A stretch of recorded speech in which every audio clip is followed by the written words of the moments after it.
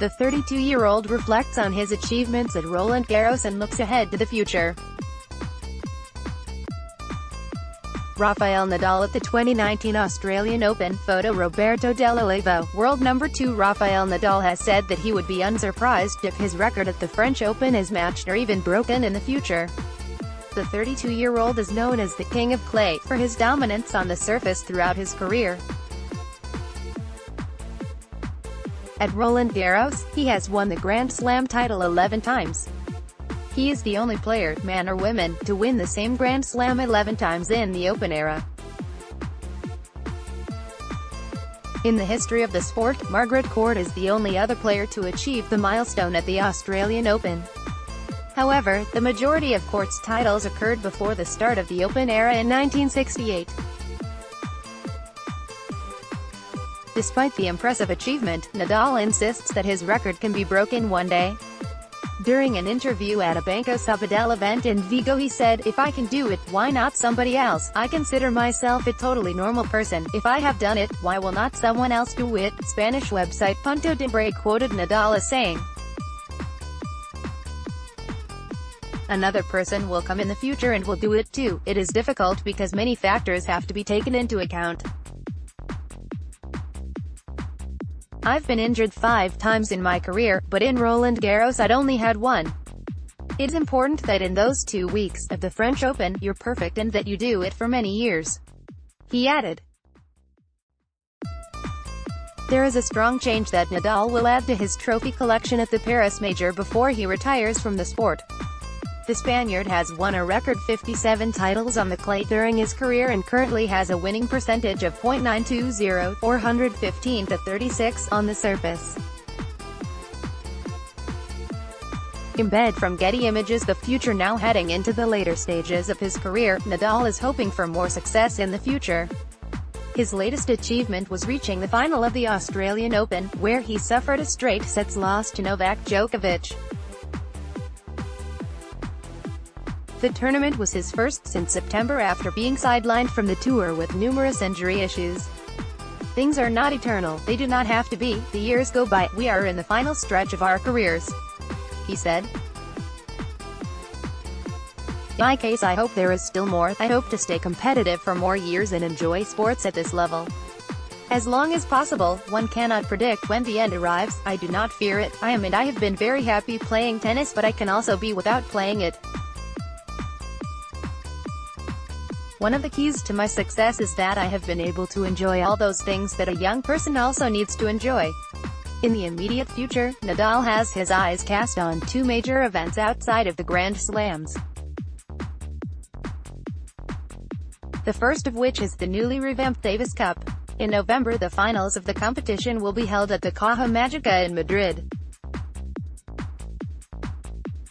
For the first time in the 119-year history of the event, the finals will feature 18 teams and be held over a week. "I would like to be there, but there are still a lot of months to go, 7 or 8 months, almost 9, he commented about playing in the team event. "It's very difficult to predict what is going on in 9 months, but my hope is to be there. Then next year is the Tokyo Olympic Games." Nadal is already a 2-time Olympic champion, winning gold medals in the singles at the 2008 Games in Beijing and the men's doubles at the 2016 Rio Games. "You are talking about more than a year and a half away. I don't know what is going to happen, but, as I already said, my hope is to be there," he said. "I know Tokyo is going to be spectacular, so I will do my best to be there." Nadal is set to return to action later this month at the Mexican Open in Acapulco. The former world number 1 opens up about his plans for 2019. Roger Federer at the 2019 Australian Open. Photograph. Name, Chrysaline Caio. Copyright, at Sport Vision. 20-time Grand Slam champion Roger Federer has shed light on his plans for the upcoming clay court season. Last month the 37-year-old announced that he would be playing at the French Open for the first time since 2015. He withdrew from Roland Garros in 2016 due to injury and then opted to skip the tournament the next 2 years in order to rest his body. The last tournament he played on the clay was at the Italian Open in 2016, where he lost in the third round to Dominic Thiem. I was missing the clay season.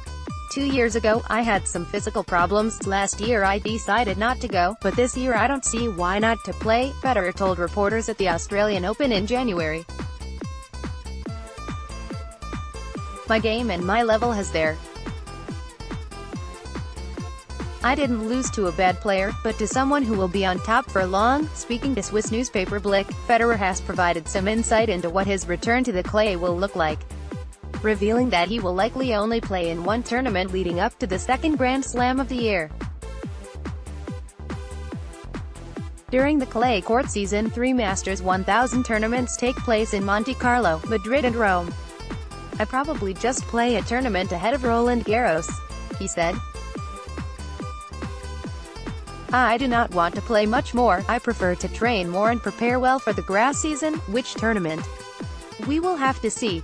Monte Carlo is probably too early in the season. Besides his planned return to the French Open, Federer's focus remains on the Wimbledon Championships. This year he is bidding to claim the men's title for a 9th time in his career, an achievement that would make him the most successful singles player in Wimbledon history alongside Martina Navratilova, who won the women's tournament 9 times.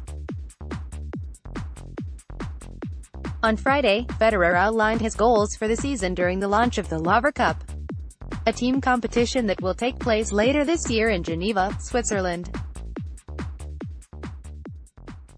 I really would like to make a good season start. Maybe that could launch the clay season and Wimbledon, but I think Wimbledon, yes, the US Open, and after also the Laver Cup and the World Tour finals at the end of the year, he said during a press conference. The world number 6, who has won 99 ATP titles so far in his career, has made a steady start to 2019. In January he claimed the Hopman Cup alongside Belinda Bencic. Then at the Australian Open, he reached the 4th round before crashing out to Greece's Stefanos Tsitsipas. I continue my career. I'm motivated, I feel good, and I'm looking forward to the future, he stated. The goal is always to have a level of play high enough to beat Rafa and Djokovic, and as soon as it is so high so you can play against them and maybe win, that means that the classification will normally follow. Federer is set to return to action at the Dubai Tennis Championships. The tournament will get underway on February 25. Simona Halep has set up an intriguing day in Ostrava after leveling Romania's Fed Cup tie with the Czech Republic.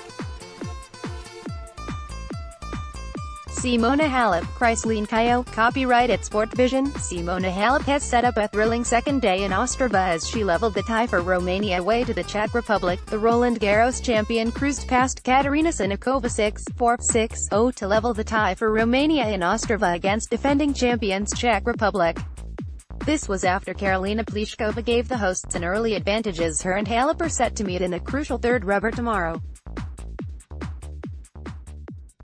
In other World Group results, France and Belarus are on the verge of the semi-finals after leading Belgium and Germany 2-0 respectively.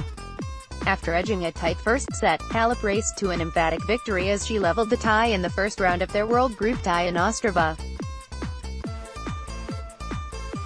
There was also an impressive win for the informed Pliskova as the duo will meet each other in the battle of the top 5 players. After the match, the Romanian said that she is excited to represent her country once again this week. It's Fed Cup, so the pressure is more, but it's an open match and I think tomorrow, I'll fight for that chance and I'll be motivated, playing for my country. Although tomorrow looks an exciting match on paper, Australian Open semi-finalist Karolina Pliskova is staying calm ahead of the blockbuster third rubber. Of course, I'm excited, but I can't afford to get overexcited, Pliskova explained in her post-match interview. 6-2 is fine, the match starts from 0-0, so there's going to be a chance for both of us, never mind what happened in the past. I just have it in my head that I beat her in the Fed Cup 3 years ago, when we won. After Pliskova and Halep, it will be Katerina Siniakova against Mihaela Buzarnescu, with the doubles rubber potentially deciding who reaches the semi-final.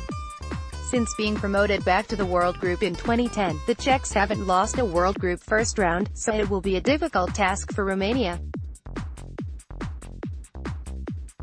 France and Belarus on the verge of semi-finals. France and Belarus are on the verge of the semi-finals though after winning both their respective singles matches after day one. In Liège, Caroline Garcia and Elise Cornet returned to Fed Cup duty with wins over Alison van Uytvanck and Elise Mertens.